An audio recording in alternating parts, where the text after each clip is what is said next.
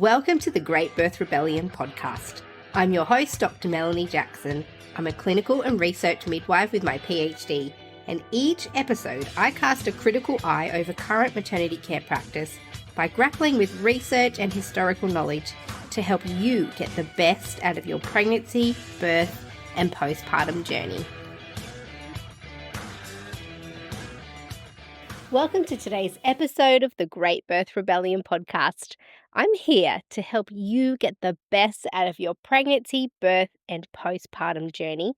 And today I'm talking about the options that you have if your pregnancy goes past your due date. So we'll start by talking about the ways that we estimate due dates, the problems with due date calculations, which will help you understand what it means to actually be past your due date. So then you'll hear the reality of what happens to you if you go past your due date, and also what you might be told by your care provider about that. I'll touch on induction for due dates and why many practitioners will recommend an induction if you go past a certain part of your pregnancy. Some hospital policies will have it 10 days past 40 weeks. Some are different. Some are 41 weeks. It just depends on where you're giving birth. As a private midwife, I personally don't routinely recommend induction for post dates, just so you know that. Coming into this episode, my personal clinical practice is to go off the wellness of the woman and the baby, to give as much information as possible so that she can make the decision that feels best for her, but it's not my immediate default position to offer routine induction for women who are over 41 weeks. And we'll talk about the intricacies of that. This episode won't be giving any guidance on natural induction methods. So if you've come here thinking, oh, I am overdue, what do I do? How do I get my baby out? This is not really a how to get your baby out episode. This is more of a how to keep your baby in till full term episode. So you might be offered an induction, as I said, if you are more than 10 days past 40 weeks, but it's not always really necessary. So stay tuned and we're going to talk about that.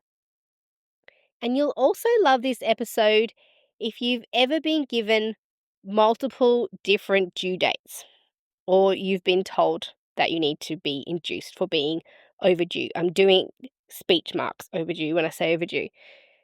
So let's get started. First, let's talk about what a full and normal term pregnancy is. So a normal term pregnancy is considered between 37 weeks and 42 weeks. Obviously, there are some outliers, and women can have healthy babies that are born at 36 weeks or earlier, or 43 weeks, and I've even heard of women having their babies at 44 weeks. But on the whole, a normal gestation is 37 to 42 weeks, and that represents full term.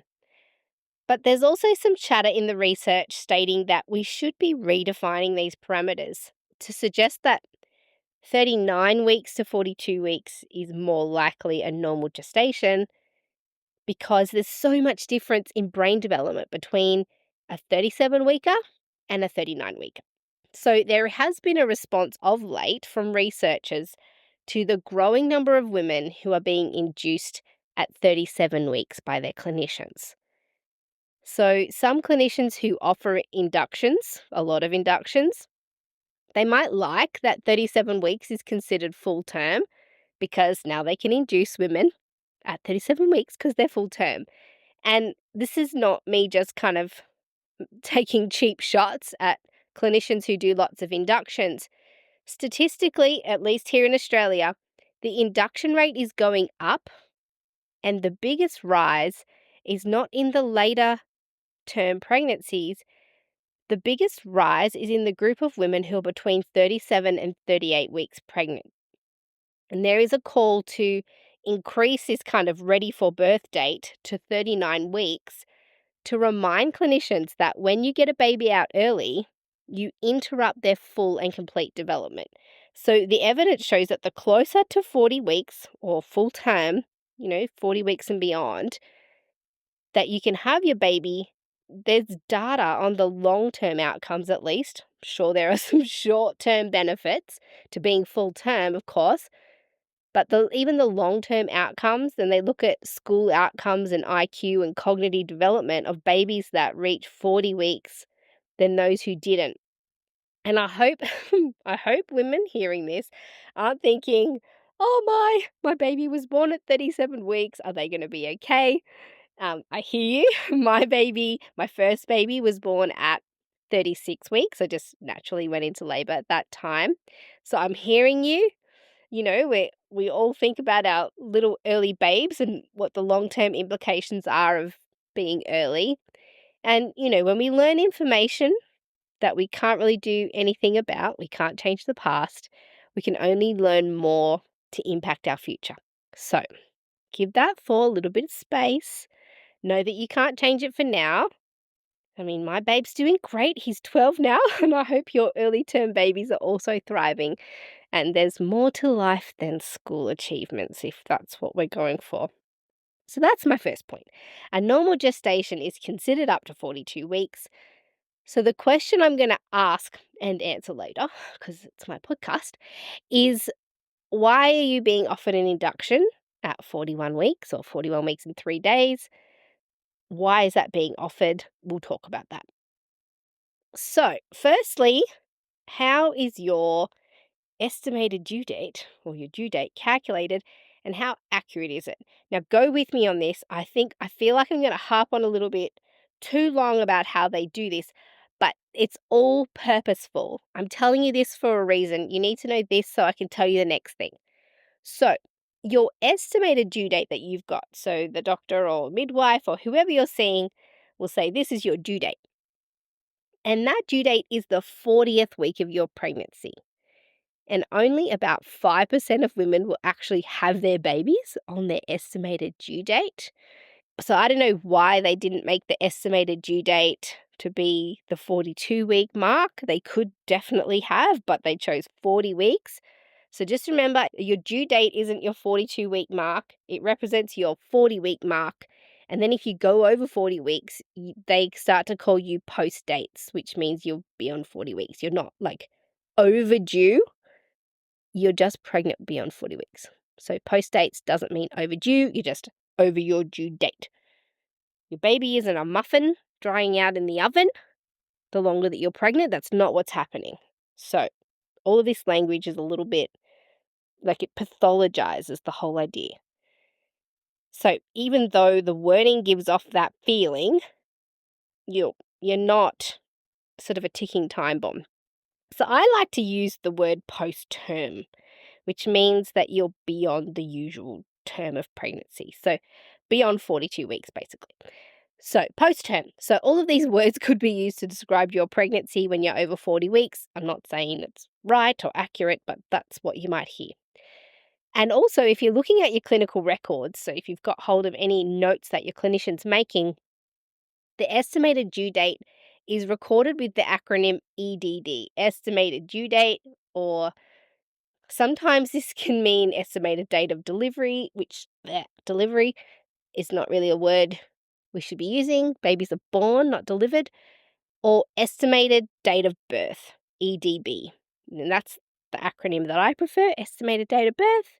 It feels like it most accurately represents what the date means. It feels respectful, and it just acknowledges that it's an estimated date, and it calls birth instead of delivery.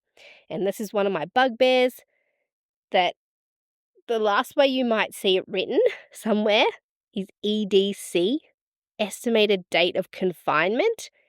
And that is a relic of olden day maternity care, where women were described as being confined to hospital for their birth.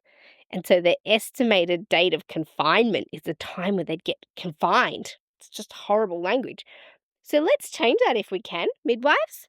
Let's take that language back and change it up. So if you get a chance and you see EDC written anywhere, estimated date of confinement, go ahead and stage a silent protest and just change it to EDB and write EDB instead of EDC from now on. We don't confine women.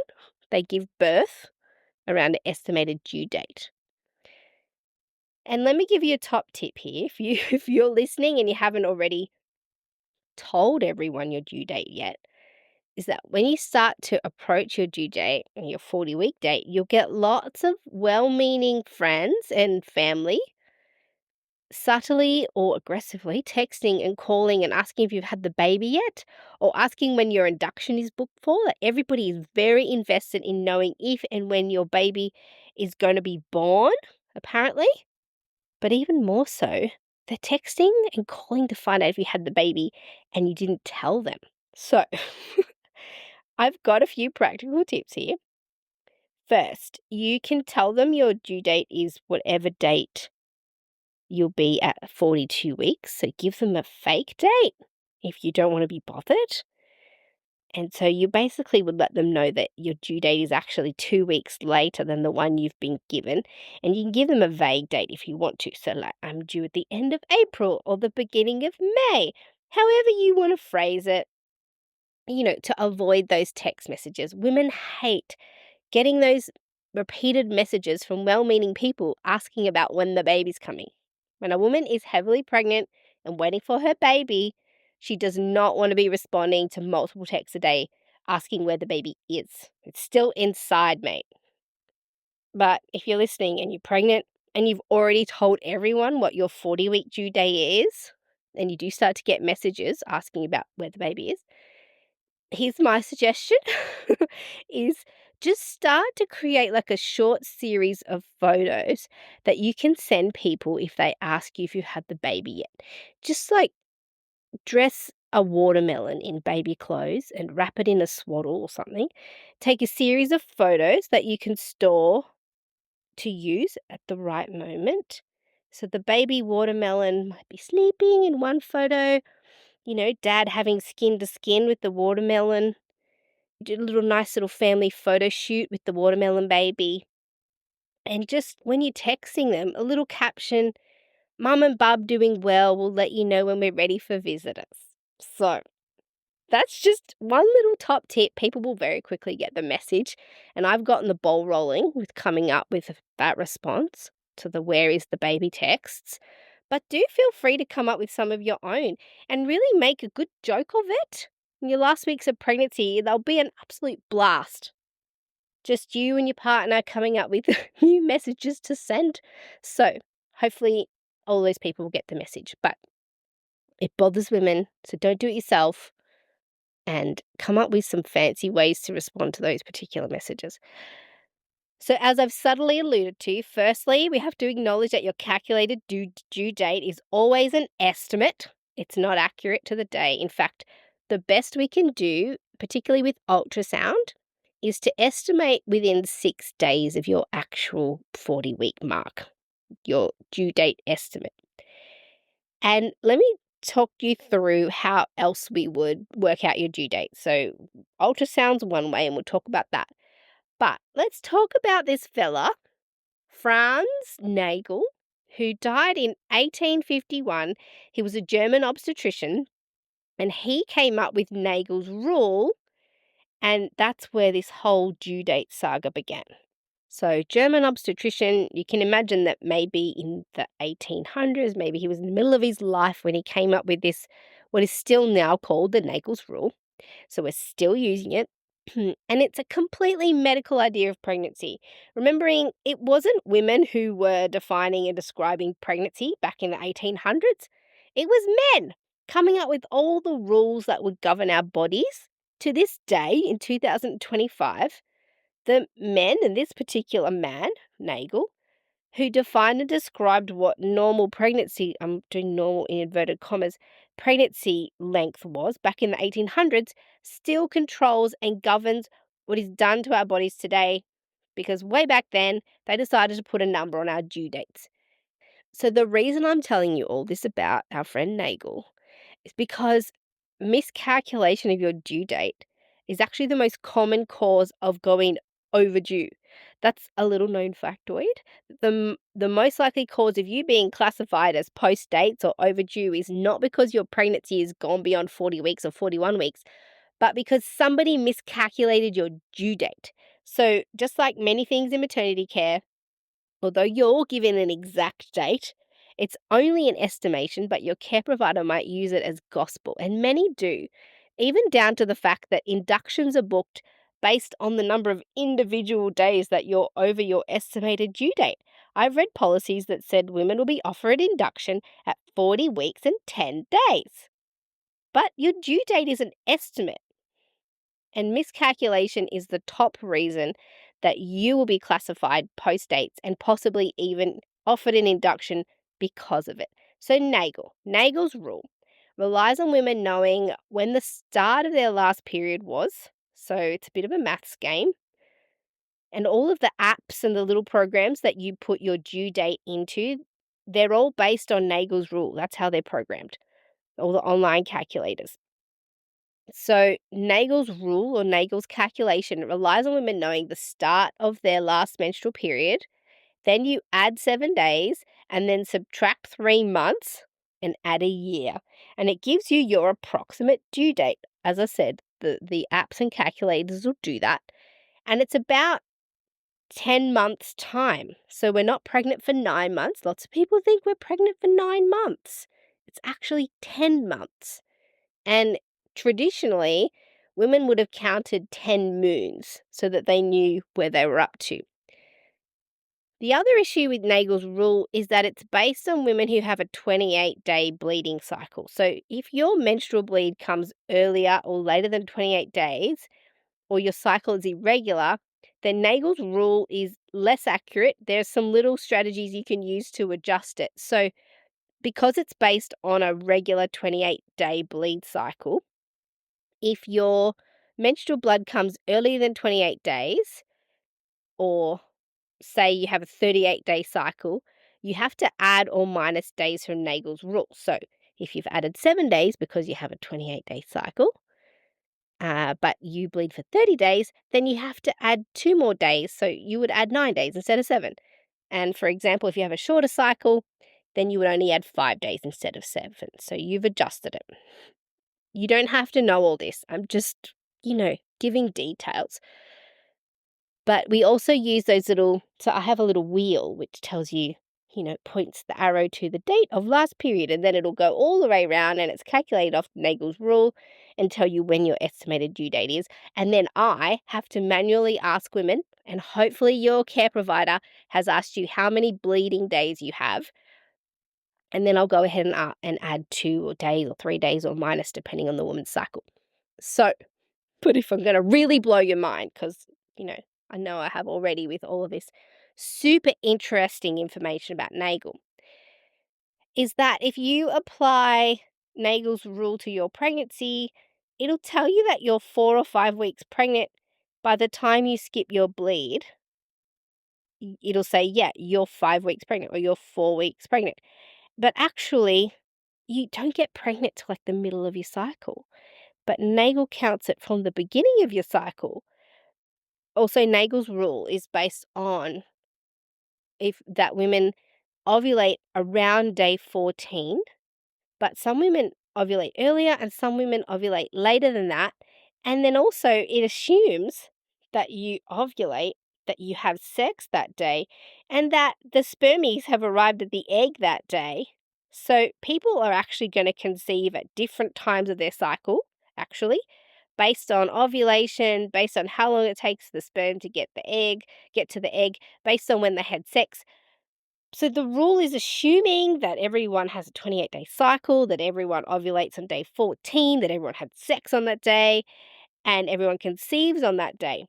And you're allowed to add or minus some days based on when you bleed, but what happens if you ovulate on day 18 or 12 or 21? So if you've got an irregular cycle, you don't really know when you ovulated, which is a lot of people, a lot of women. You don't know when your next period is supposed to come. Nagel's rule is inaccurate. So what I'm saying, a long way of saying, is that Nagel's rule takes your pregnancy start date right back to your first day of bleeding, and you actually haven't got pregnant for a couple of weeks already. So that's just a little other interesting factoid. And I told you that to tell you this, that for women who know exactly when they ovulated or exactly when they conceived, so some women are tracking their cycle and they know exactly their ovulation date and then they have sex on that day, and then their hormones change and they can track that. Or some women have been having assisted reproductive technology help, so IVF and things like that, and they can almost pinpoint the day of conception. Then you only add 38 weeks, and that brings you to your 40-week pregnancy date. Okay, that's all I'm going to say about Nagel's rule now. That's what everything is calculated off. And in clinical practice, you can either do that manually on a calculator, if you're part of the 1800s. There's the wheel. I still use a paper wheel and I add or minus days depending on the woman's cycle. Computer programs will do it automatically, and certainly hospital booking calculations are automated. But even if you know your conception date or just your last period date accurately, then also modern maternity care systems don't always trust that women know things.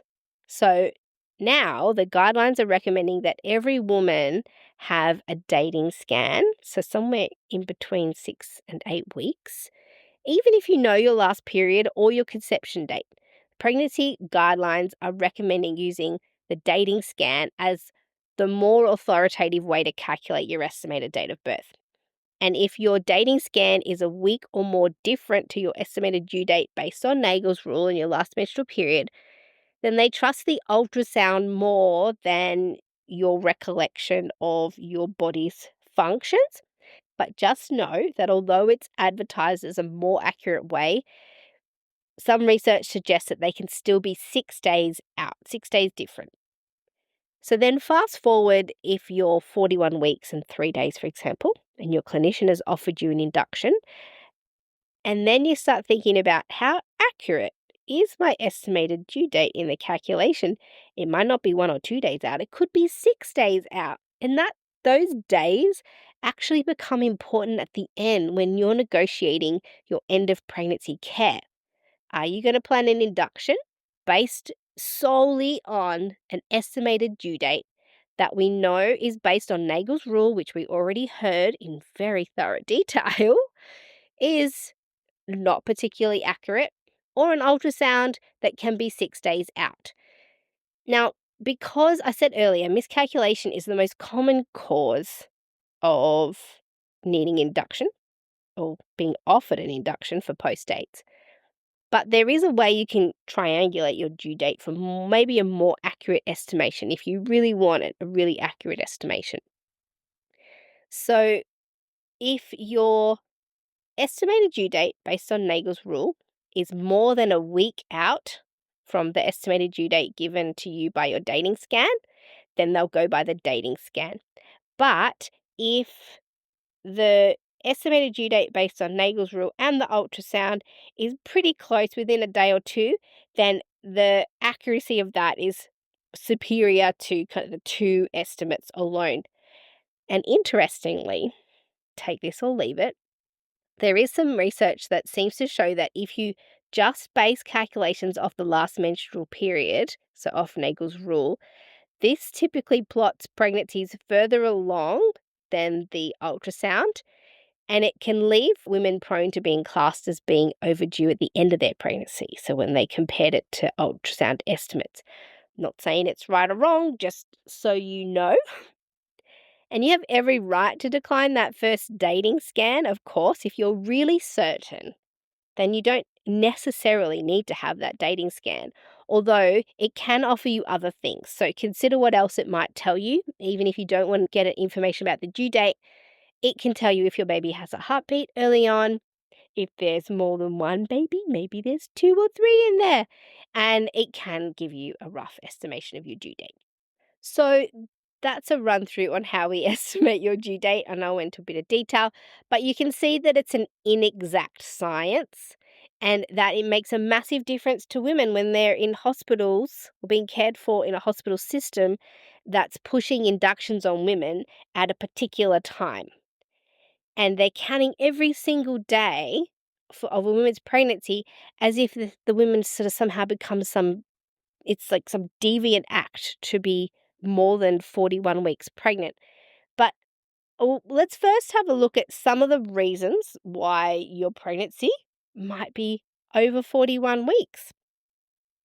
So, the first reason is that it's completely normal and you're just pregnant. Your baby's still growing and developing, and it's just taking the time that it needs to be fully developed. No problem, no pathology. Some babies are term at 37 weeks, some need to gestate to 43 weeks, some go to 42 and then they're ready. And it's just, there's a complex web of things that have to happen in order for firstly your baby to finish their development and then to trigger off labor. We don't really know what triggers off labor exactly, what happens in yours and your baby's body that interact and trigger off labor. The reason you are post dates is because the medical definition is not right. And they've just labeled you as pathological and deviant when you aren't. You're just having normal term pregnancy. So that could be one reason, the main reason. The second reason why you might be post dates is that you just always gestate long. That could be your genetic predisposition, and I've certainly had clients who were very comfortable with long pregnancies. Their mums had long pregnancies, their sisters do the same, and so do they. That's just normal for them. As I spoke about earlier, the other reason was that somebody along the line has inaccurately estimated your due date and you're still just having a regular and normal pregnancy, but because someone's inaccurately calculated your due date, you're considered further along than you actually are. There might be a pathological reason for why you haven't gone into labor. Sometimes there are things that are wrong with the baby and they just don't or can't trigger labor. And more rarely, there could be an issue with a woman's uterine tissue that prevents her from going into labor. I've only seen this twice, maybe 3 times in my whole career. In these circumstances, the woman just never goes into labor, doesn't respond to artificial oxytocin, and in the end needs to give birth by cesarean section. Now let's have a look at what might happen to you or what might be offered to you if your pregnancy does go over 41 weeks. And the question I want to ask is, why the rush? Because there's an awful lot of rushing to get the baby out simply for the reason of being post-date. So why is that? So the recent Mothers and Babies report that was released in 2024 here in Australia showed that our induction rate for first-time mothers is 43%. And it's 33% overall. So 1/3 of all pregnancies here in Australia, and actually this is mimicked overseas as well, are induced, and 10% of those inductions are for post-dates pregnancy, of which we just learned that the main cause is medical miscalculation of due dates. Not to mention that actually most of those inductions are offered before 42 weeks, not beyond it. So just a few somber stats for you there. Now, you can have a really positive induction. Some women actually do need them. I'm not suggesting we do away with them altogether, but it is scandalous that 43% of first-time mothers are being induced and that 1 in 3 women don't get to start labor on their own. It's not right. It's actually not improving outcomes, and we can just stop that.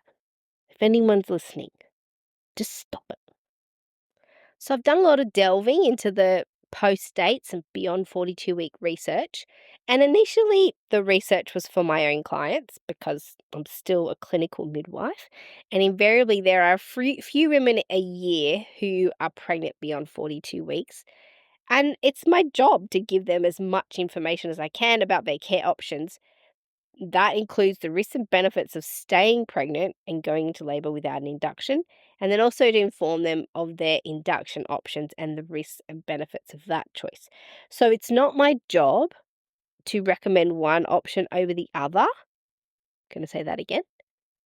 It is not my job or your clinician's job to recommend one management plan over the other. It's my job to give my clients as much information I possibly can about their own well-being, about the research, about the risks and benefits of all of their options, give them the full menu, and then they make the choice that feels right and best for them. If my communication and information is well-rounded, unbiased, carefully investigated, and accurate to that woman's scenario, and I deliver it in a way that acknowledges that this is the woman's choice, then I've done my job. Now, of course, sometimes they'll say, Mel, what do you think? And I can give some of my predictions, or my opinions, but I can't predict what is going to be best for this woman. I can't predict the outcomes of what the short or long-term ones. All I can give is information.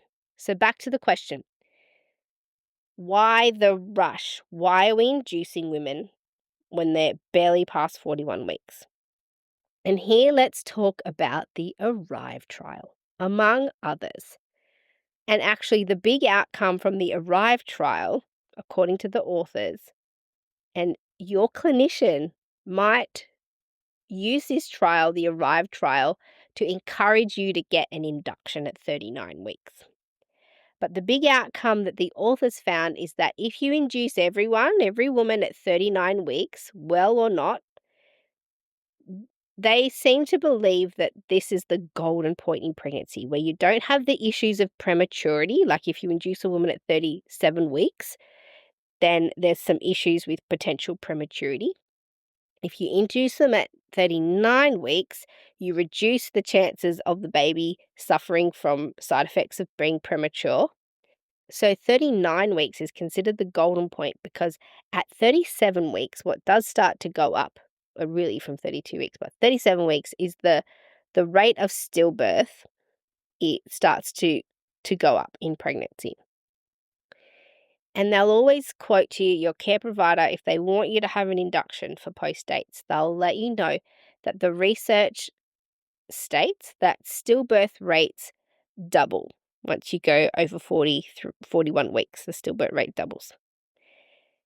And they've recommended the 39-week induction because that's kind of the crossover where you've reduced risk of prematurity and the risk of stillbirth hasn't started to increase too much in their eyes. So 39 weeks is kind of the sweet spot. So yes, they are not wrong. The research does show that stillbirth rates do double each week you're pregnant beyond 39 weeks. But that's a misleading way of describing it because at 41 weeks, your risk of stillbirth is 6 in 10,000. So that means if you had 10,000 women all pregnant in between that 40 and 41st week, 6 of those babies in 10,000 will be lost to stillbirth. And this is just a general stat, and I know it's different in different ethnicities and locations. I know it's different depending on women's risk levels, but if we look at generalized across the research, if you bunch everybody in, 6 in 10,000. Now, by the time you get over 41 weeks and you're approaching 42 weeks, it increases from 6 to 10 in 10,000. And this is stillbirth, so not during labor, while you're pregnant, where your baby suddenly dies. And I'm so sorry if this has happened to you. Of course, losing one baby is too much. And I don't want to sound like I'm brushing off these statistics as being minor. I know for the families who have suffered loss of their baby that these statistics are meaningless.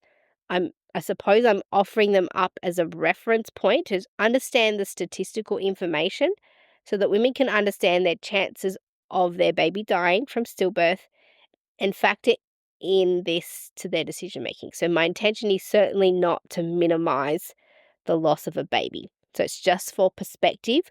We're talking in the 10,000s. We're not talking in the 100s. It's not like 1 in 100 babies are going to be stillborn for every week pregnant that you are.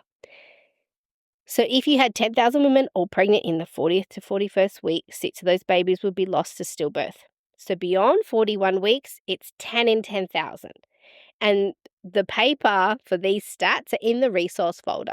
For those who are on the podcast mailing list, if you want to check my work on this, please do sign up to the mailing list, get the resources. The details are in the show notes below. and the resources just get sent to you. So you can look at the papers that I got these stats from. So yeah, theoretically, the risk of stillbirth approximately doubles, and that's what your care provider might be frightened of, and that's what they would tell you, and that's why they're recommending an induction for you for post dates, is that your risk of stillbirth, or the risk of your baby being stillborn, is increasing. They aren't wrong. The risk of stillbirth is increasing, but the risk is relatively small. But it's up to you to decide about how you want to interpret that risk. Your clinician, if they want you to have an induction, will tell you that your risk of stillbirth is doubling. A clinician who wants to give you information that you can use to make your own decisions will tell you that your risk just went up from 6 in 10,000 to 10.8 in 10,000.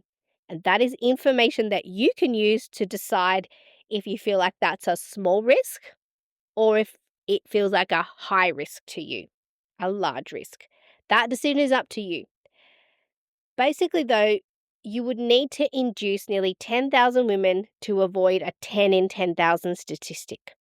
And to me, in my risk interpretation, that doesn't seem like a fair swap in terms of the impact that induction can have on a woman's experience, the pressure that it puts on an already struggling maternity care system. And then when you factor in the long-term outcomes on women and babies being induced, and we're learning more about the long-term negative impacts of overall health due to induction, do we want to be unnecessarily inducing well women and babies? So the importance of spontaneous labour seems to be lost, and there's this massive overreaction to the statistical risk of 10 in 10,000. So what do? You find yourself in a situation where you're being told that you need to be induced and that they want to book your induction. Well, you could firstly ask, is this induction being offered to me because it's your hospital policy to induce women at this stage in their pregnancy? Or do you have actual concerns for my baby? Are myself or my baby currently in danger? Or are you doing this as a preventative measure or because this is what every woman gets offered? Of course, if there are actual health concerns for you or your baby, you have one choice to make about timing of birth. But if there's nothing wrong, do you want an induction? And if you do want one, that's easy. The hospital is happy to arrange that. That is the flow of the river. That's where they want you to go. But if you don't want one, that's where you're going to have to navigate your care plan a little bit more strategically and individually. So for context, I'll let you know what I do with my clients who choose to continue their pregnancy up to and beyond 42 weeks. And the first thing is that I keep meeting with them regularly. And I'm their it's continuity of care that I offer. So I've seen them all through their pregnancy, and I just start seeing them more often if they go over 42 weeks, acknowledging that yes, there is a slight increase in the risk of things occurring when you're outside of normal term pregnancy. Not denying that. So that's why we check in more. I usually see them, it can be daily, depending on their needs. And we're doing wellness checks. So there's also a lot of technology that you can use if you want to find out how well your baby is. So ultrasounds are not a bad way of working out placental function and blood flow through the placenta. Is it still functioning as it should? Because that's the other thing that people can say is that, once you've hit your due date or after 41 weeks, your placenta slowly stops working. And you can have a look at, I did a podcast episode on this, of course, and it's called The Myth of the Aging Placenta.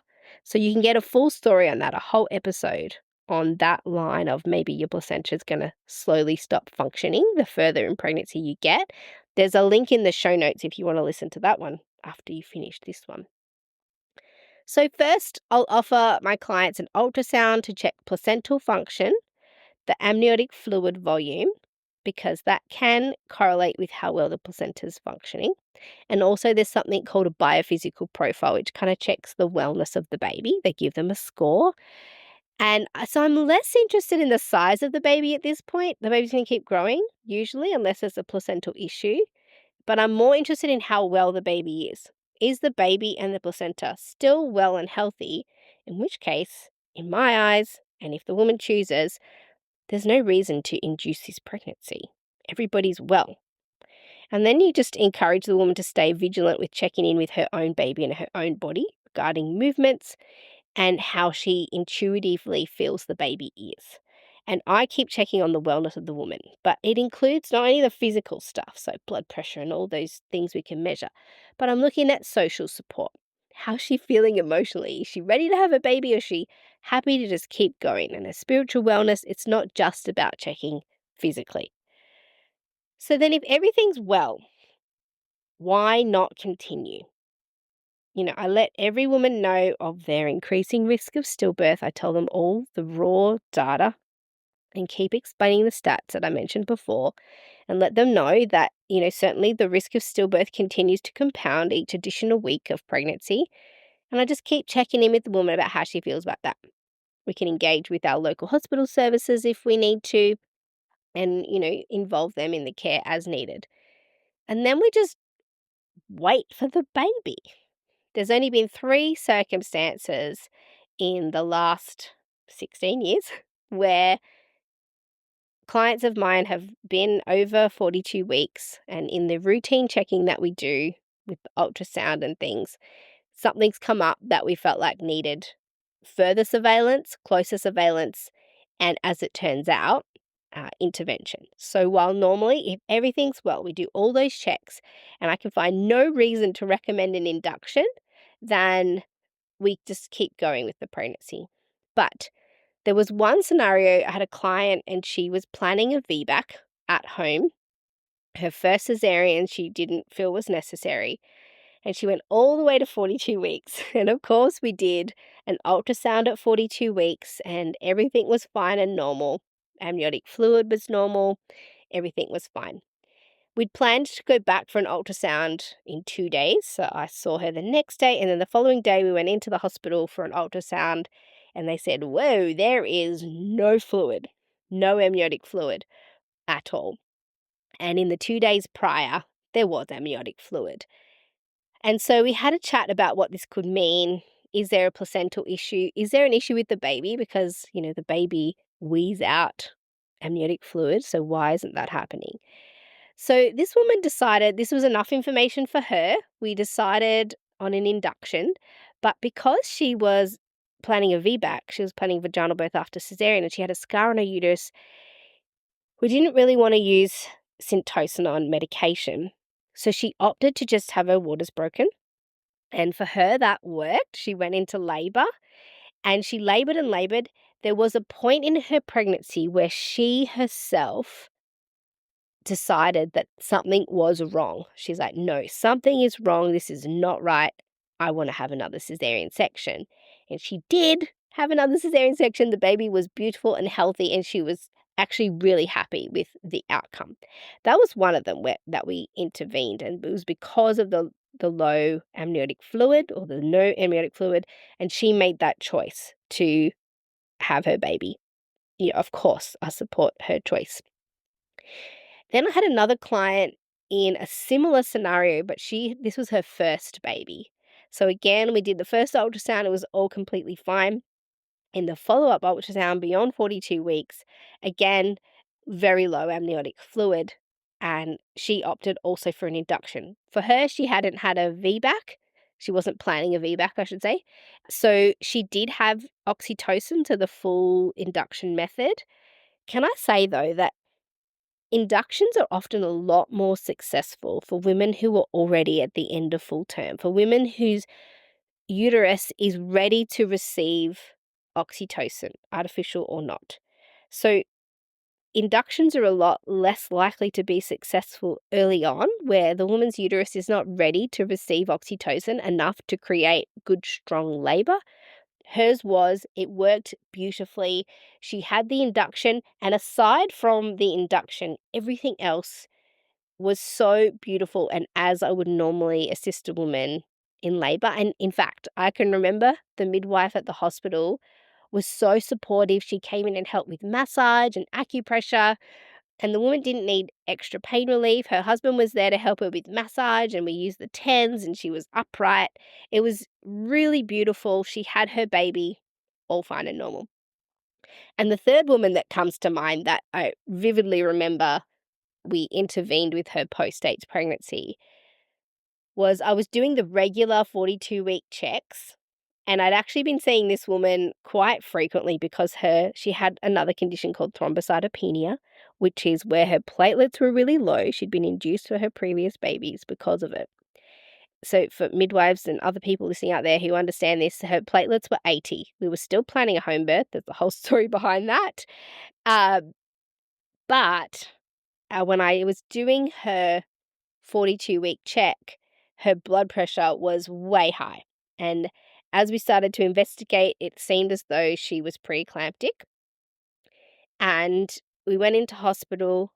She stayed there for 3 days to try and get her blood pressure under control and keep an eye on the preeclampsia development.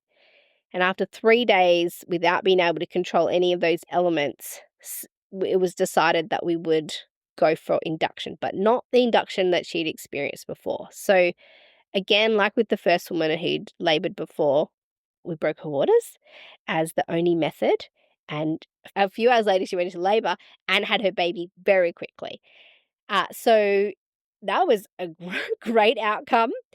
She did not bleed, even though her platelets were 80. She had physiological third stage, all well and healthy. And the women just decided it was time based on the findings of the wellness checks. So if a woman is well, why intervene? Ask yourself, why are we intervening in this well, healthy pregnancy? Is it only to avoid that theoretical risk of the increase in stillbirth risk? But if we're checking, and consider if you're doing those extra checks, are you then also reducing the chances of stillbirth because of the intensity of care that this woman is getting? It's just something I wonder. So this alternative path beyond 42 weeks is doable if you have your own clinician who's willing to engage that intensely. So because I care for my own clients and I'm a private midwife, if I decide I want to see them every day or if they need care every day, I fit that in. So if you've got somebody who can adapt to your needs like that, then this alternative pathway is possible, especially if you've had continuity of care and they've been with you the whole time. But just know that if you decide to decline the post-dates induction and you go through a hospital system, they will just keep asking you would you like to book your induction. So each time you go in for any kind of antenatal care or checks or ultrasounds, it's very likely that you'll be presented with the question of when would you like to book your induction. And so it's okay to say, look, I am actually just here to check that everything is still well, that me and my baby is still well. And if we're still well, we plan on going into labour without an induction. And I'll reconsider this option if for any reason my baby becomes unwell. Of course, I'd be willing to consider up other options. That's just one way that you can navigate this. I'm not saying it's the only way.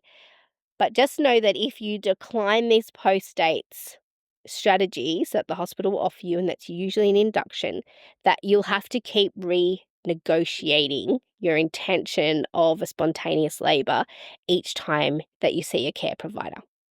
But I do think that additional maternity care is a way to keep women safe as they go beyond 42 weeks. Now, all these things I just said about induction at 41 weeks and the choices to make around that are all going to feel a little bit meaningless to a lot of people because there's this one study. It's called the SWEPIS study. Obviously, that's a shortened acronym, but if you want to see the full study, it's in the resource folder for anybody who's on the mailing list for this podcast. All the details in the show notes. You get full access to all the research papers that I use to create every single episode. So I will put the SWEPIS paper in the resource folder. It's full text, it's open access, anyone can read it, and actually it's, of all research papers, seems to be one of the easier ones to read. So I do believe you'll be able to read that even if you're not a sciencey medical person. So let's talk about the SWEPA study because your clinician might refer to it as a reason to encourage you and endorse induction by 41 weeks.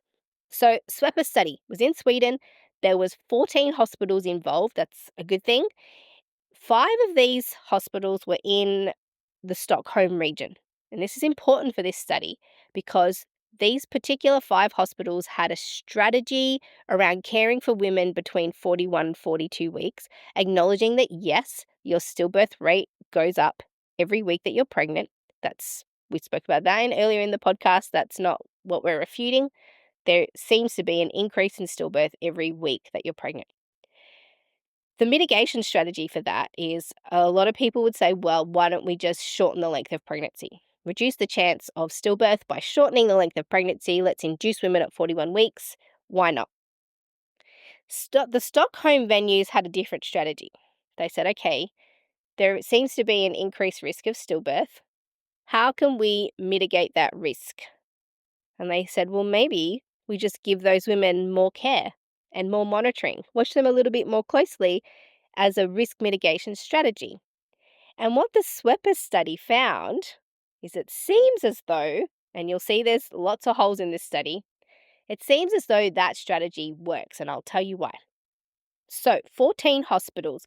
The researchers intended on enrolling 10,000 women into this study, 5,000 in each group, but they stopped the study early and they recruited about 1,380 women to a group where they would be induced at 41 weeks and 1,380 women who would go to 42 weeks and then be induced if they didn't go into labour earlier. So those were the 2 groups. One got induced at 41 weeks, the others at 42 weeks. And they wanted to know, if they induced you at 41 weeks, will that reduce the number of stillbirths? Now, they stopped the study early because they'd recruited that number, 1,380 women, and already by that time, in the group that was being induced at 42 weeks, there was already 5 stillbirths in that group compared to none in the induction group. So the safety committee went, whoa, we've got to stop it. We've got a clear winner here. We need to and they just published the paper without recruiting all 10,000 women. So it was a much smaller study than what they were intending to do, and they made conclusions based on the study that they did that they stopped early. Now, one of those 5 stillbirths, the baby had a undiagnosed heart condition, heart defect, and the other 4 were unexplained stillbirths. The newspapers run with the news that, induction at 41 weeks saves babies. The news they didn't run with after this particular study is that none of the 5 stillbirths happened in the Stockholm region. So there was 5 Stockholm venues. So the other 9, that's where all of the stillbirths occurred in that part. The unique thing about the Stockholm venues is that they had a clear structure and a clear plan, and they gave women who were in their 41st and 42nd week more care and more monitoring during that last week compared to the other venues that didn't. They just did routine, the same care. So we could potentially actually say, yes, maybe induction is a risk mitigation strategy for the risk of stillbirth in between the 41st and 42nd week, but an equally effective strategy is to just give women more care, more monitoring, more attention in that last week, and it seems to also be an effective risk mitigation strategy. Why are we not talking about that? That when they gave women actual maternity care between 41 and 42 weeks, no babies died either, compared to when you induced them at 41 weeks. So while some clinicians will go, right, inductions for everyone at 41 weeks, some might say, well, more care for everyone, more attention for every woman between 41 and 42 weeks compared to between 40 and 41, because that's just as effective as induction at reducing stillbirths. The other thing to mention here is that all 5 stillbirths were in women having their first babies. So if you're having subsequent babies, none of the SWEPA study is relevant to you because it's not generalizable. It wasn't big enough to get the information they needed about a variety of different women. So that's a limitation of this trial too. It's only relevant to a small number of low-risk first-time mothers who didn't get extra maternity care in their 41st to 42nd week. So I'll leave that with you to decide what risk mitigation strategy you want to take based on this kind of information, this particular study. So just by digging a little bit deeper into the SWEPA study, you can see that it's not an open and closed case for inducing everyone at 41 weeks. It does offer some other risk mitigation strategies, such as just more attention and maternity care and surveillance for these women. That's another option. So to summarize what we've done today, we talked about the pitfalls of calculating due dates and how it's not really an accurate due date. It's an estimated date of birth. However, that's really significant at the other end of your pregnancy when you're looking at the 41 and 42 week dates and they're trying to book an induction for you. Just remember your estimated due date was only an estimate. So if they're arguing between days, it's not necessarily accurate. We talked about the fact that there is an increased rate of stillbirth. Every single week that you're pregnant beyond 37 weeks, there is an increased risk of stillbirth. It does double, but remember the stats were between your 40th and 41st week, there's a 6 in 10,000 chance of stillbirth. Between your 41st and 42nd week, there's a 10 to 11 in 10,000 risk of stillbirth. It does double, but that relative risk is still very, very small. But that's the reason, the risk of stillbirth is the reason why your clinician might be recommending an induction for you. But remember from the SWEPA study, yes, induction at 41 weeks is one option to mitigate this risk, but the other option is just honing in with more care and attention on those women who are in their 41st and 42nd week of pregnancy to help mitigate the risk of stillbirth in later pregnancy. You've got choices, and certainly induction is one of them, but there are other options that you could pursue if induction's not something that you want. And that's all I'm going to say about that this time.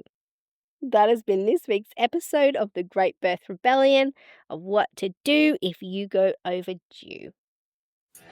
To get access to the resources for each podcast episode, join the mailing list at melaniethemidwife.com, and to support the work of this podcast, wear the rebellion in the form of clothing and other merch at thegreatbirthrebellion.com. Follow me, Mel, at Melanie the Midwife on socials, and the show at The Great Birth Rebellion. All the details are in the show notes.